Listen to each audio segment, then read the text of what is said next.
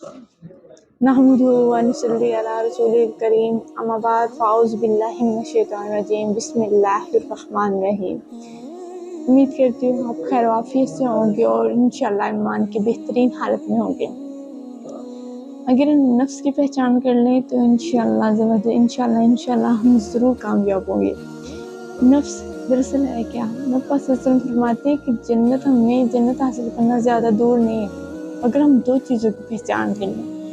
दो चीज़ें हैं क्या? दो चीज़ें, नंबर एक पे हमारी ज़ुबान है जो दो जबड़ों के दरमियान वाक़या है, यानी कि दो जबड़ों के दरमियान जो वाक़या है वो हमारी ज़ुबान है, अगर इस पे काबू पा लिया जाए। और नंबर दो पे है हमारी दो टांगों के दरमियान शर्मगाह। ये दो चीज़ें हैं जिन पर अगर हम काबू पा लें तो हम बासानी जन्नत हासिल कर लेंगे।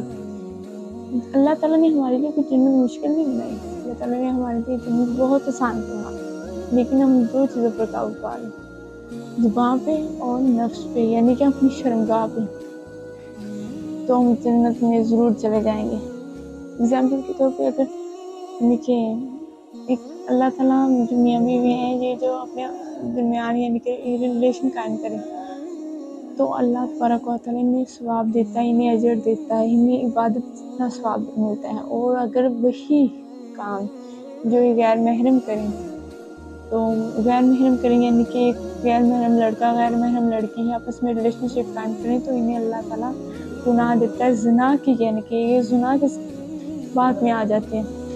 तो अल्लाह हज़रत इमाम गज़ाली रज़ी अल्लाह ताला अन्हु फरमाते हैं कि नफ्स वो भूखा कुत्ता है, यानी कि यही है जो इंसान को ना गलत काम करने के लिए उकसाता रहता है। हज़रत इमाम गज़ाली फरमाते हैं कि वो भूखा कुत्ता है, ये इंसान पर तब तक भौंकता रहता है जब तक इससे कोई गलत काम सरअंजाम ना करवा ले। तो जब इंसान वो गलत काम सरअंजाम कर लेता है तो ये सो जाता है, और सोने के बाद ये तो खुद तो सो जाता है लेकिन ज़मीर को जगा जाता है, इंसान का ज़मीर जाग जाता है। तो हमें अपने नफ्स पर कंट्रोल करना चाहिए। हमें अपनी ज़ुबान से कैसे कंट्रोल कर लेते हैं, यानी किया जा सकता है, यानी कि इसको चुगली से, गीबत से, हसद से, ऐसी बहुत सारी बुरी आदत जिनसे रोक लें तो हम कंट्रोल कर सकते हैं। और नफ्स यानी कि अपनी शर्मगाह पे भी काबू पाया जा सकता है।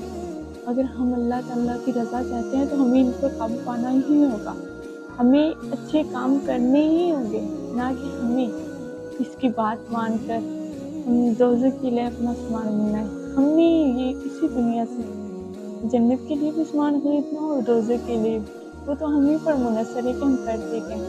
हम यहीं पे अंबिया कराम इस्लाम रसूलों को भी नहीं इस नफ्स ने छोड़ा, यानी कि नफ्स के वेले आते ही रहे हैं। देख लें हज़रत मूसा अलैहिस्सलाम ने, जिन्हें दुनिया की आधी खूबसूरती दे दी थी, इतनी खूबसूरत थी माशाल्लाह कि अल्लाह ने उन्हें आधी खूबसूरती दे दी। आधी खूबसूरती दुनिया की यानी कि जिन्होंने इंसानों को दिया है तो आधी खूबसूरती हज़रत मूसा अलैहिस्सलाम को दी। तो उन्होंने यानी कि जिस घर में उन्होंने परवरिश क्या एज आ गुलाम वो सेल किए गए थे वहाँ पे। तो वहाँ मिस्र की बीवी थी ना, जो यानी मिस्र के बादशाह की बीवी थी, मिस्र में रहा करते थे। तो जब जवान हुए तो वो माशाल्लाह बहुत खूबसूरत थी। अभी जो मिस्र की बादशाह की बीवी थी वो भी तो खूबसूरत थी।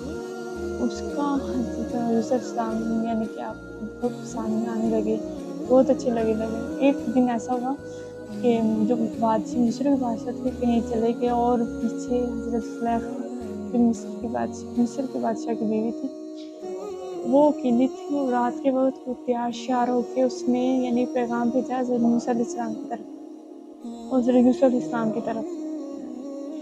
हज़रत यूसुफ अलैहिस्सलाम को यानी कि एक अपनी लौंडी के हाथ पैगाम भिजवाया कि मुझसे मिलो, यानी कि मेरे पास कोई काम है। जब आप गए तो वो तैयार श्यार हो गई, यानी कि उसने हज़रत यूसुफ अलैहिस्सलाम को अपनी तरफ मार करना चाहा। आखिर इंसान का थोड़ी भी सी एक यानी कि जैसे हम मुर्गाने के थोड़े से उनके बाद में, लेकिन फिर उन्हें याद आया कि अल्लाह ताला तो इस चीज़ को नापसंद फरमाता है।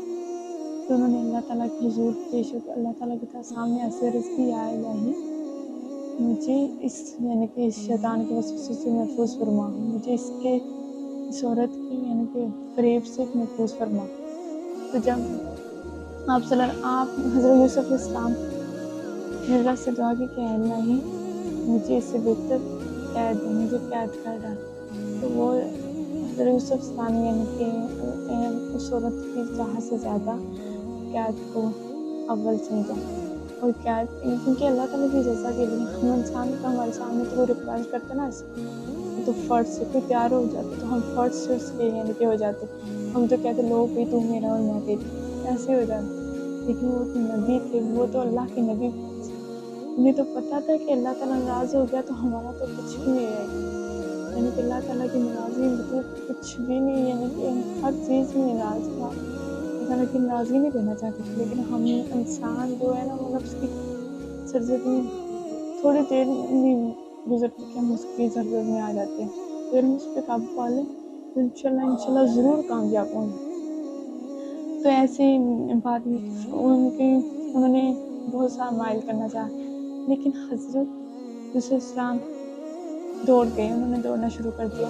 آگے سے حضرت زلیخا نے دروازے بھی سارے بند کر دیے تھے، لیکن اللہ کے حکم سے جب اللہ تعالیٰ بندے کو اپنی طرف بلاتا ہے نا تو اللہ تعالیٰ اس کے لیے ہر راستے ہموار کر دیتا ہے، اس کے لیے آسانیاں بھی فراہم کرتا ہے.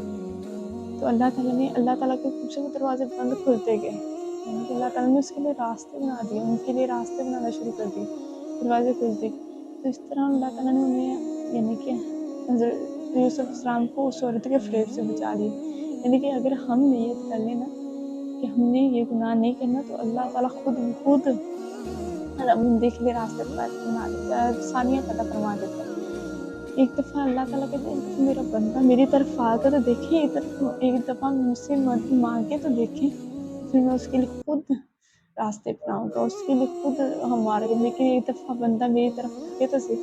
ہم ہیں کہ یہ بات مانتے نہیں.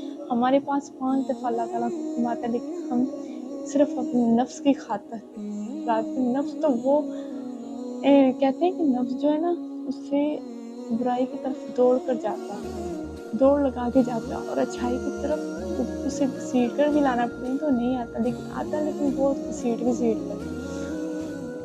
تو یہ ہمارا نفس، خدا را اپنی نفس کو پہچانے، اپنی نفس پہ قابو پا لیں تو انشاءاللہ آپ بہترین انسان بن جائے گے. امید کرتی ہوں آپ کو میری بات سمجھ آ گئی ہوگی.